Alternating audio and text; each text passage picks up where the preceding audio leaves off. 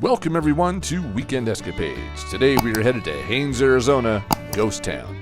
This is a suburb of Jerome, Arizona.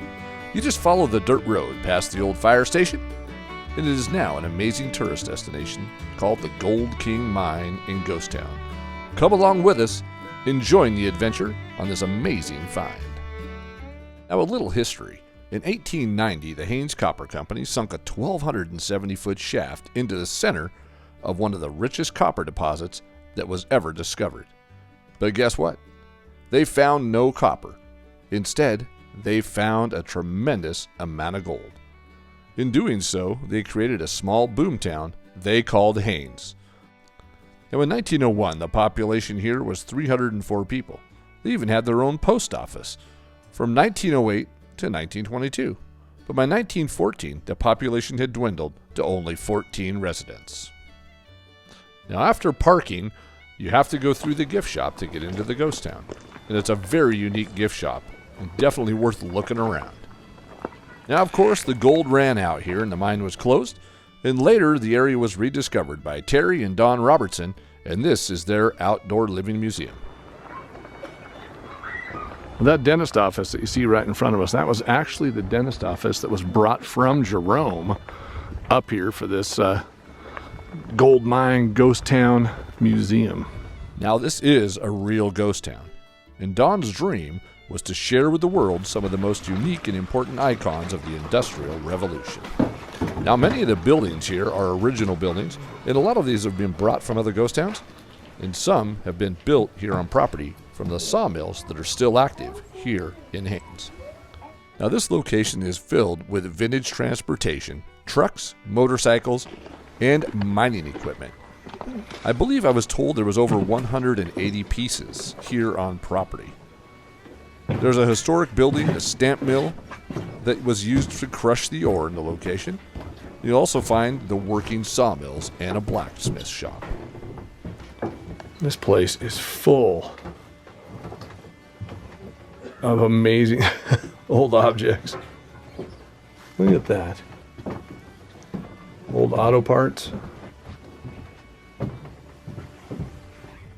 Now this is a pretty good sized piece of property with a lot to see when you're walking around here, and it's all in the gravel and dirt. So it's a good thing that we found a shoe repair shop. So let's take a look inside. Old shoe repair shop. Now a lot of these old buildings were brought here from other ghost towns.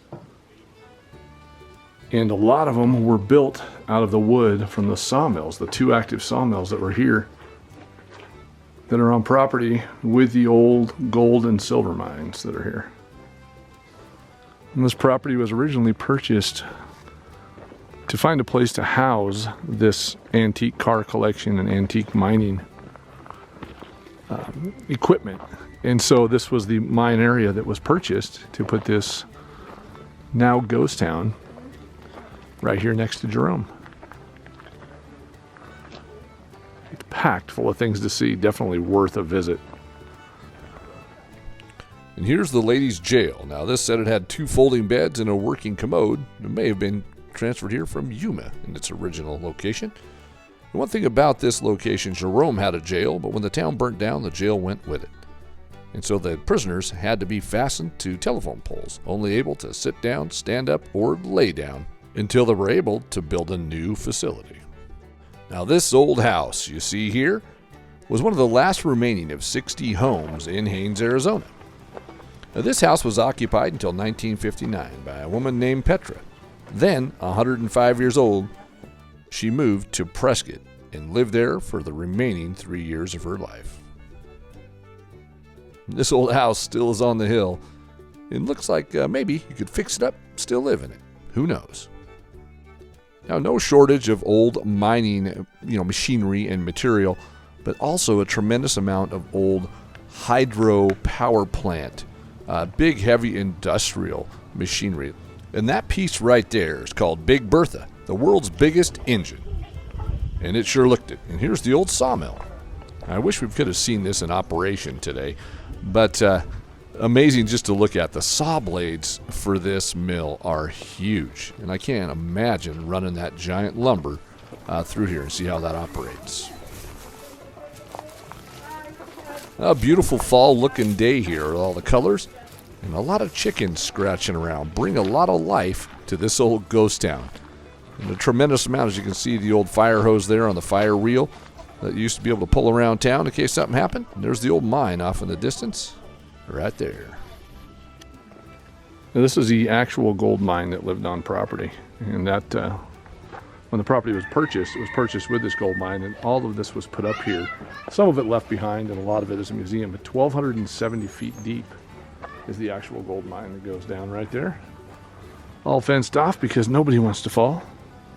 1,270 feet. Now, the gold mine here on property closed in 1914. You can see here the picture with the old miners in front of the original opening.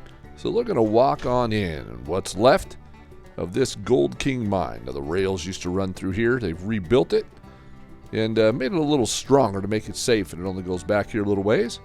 You can still see here what's left where they used to pull all the ore out of this old Gold King mine.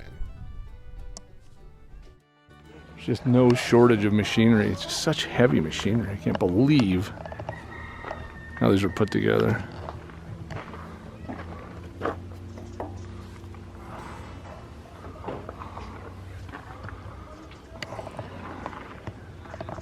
Now, we didn't read anything about this location before we explored it. And we found this location fascinating. It is full of a tremendous amount of antiques and mining equipment. And it is an old ghost town. They just added to it so people could enjoy everything that they had in their collection. And I read some reviews online. And I'll tell you what, it's a lot better than what they say. Because sometimes what people think are old junk is not. It is history. And there's a nice little petting zoo here, and you may find some turkeys walking around. And until our next adventure, goodbye from Weekend Escapades and Haynes, Arizona Ghost Town, where there's no peeing off the porch. And we'll see you in the next one.